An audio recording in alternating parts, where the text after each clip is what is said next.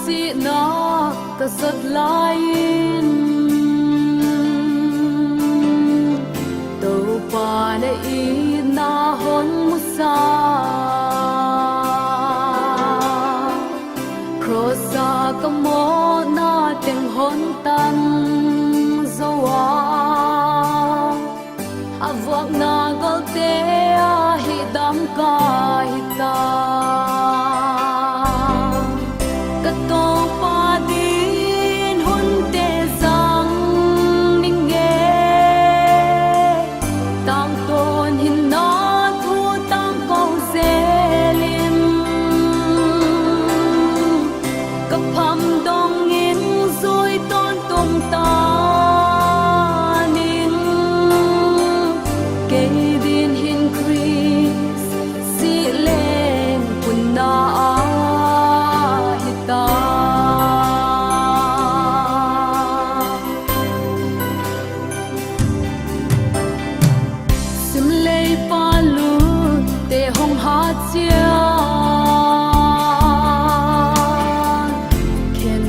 Tiền tô qua nghĩa xe lu Ken bel ka tô qua nghĩa tiếng pal thay ken Cross ma swan in ko bel nung at san in Ka tô qua tin hun te sang tôn hin na thu tăng phong selin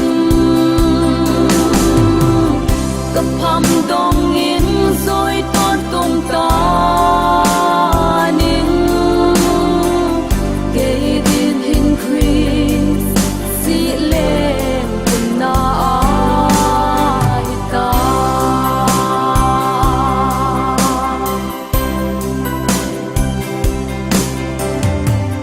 hak sat na le mang bat na te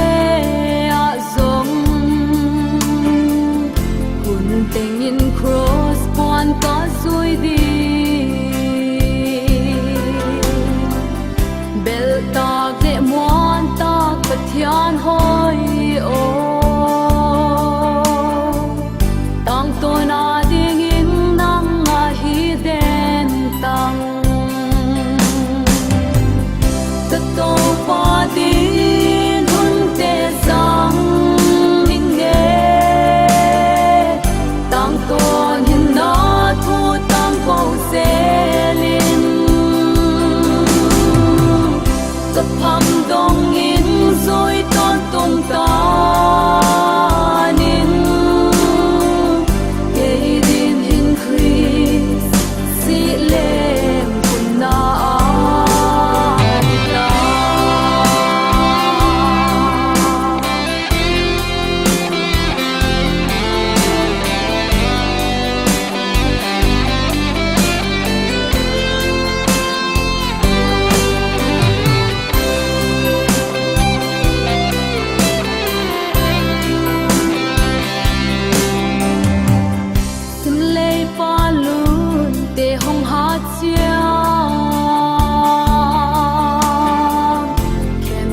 tiền tô qua nghĩa xe lu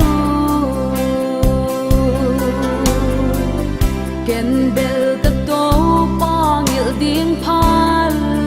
thay ken cross ma swan in ko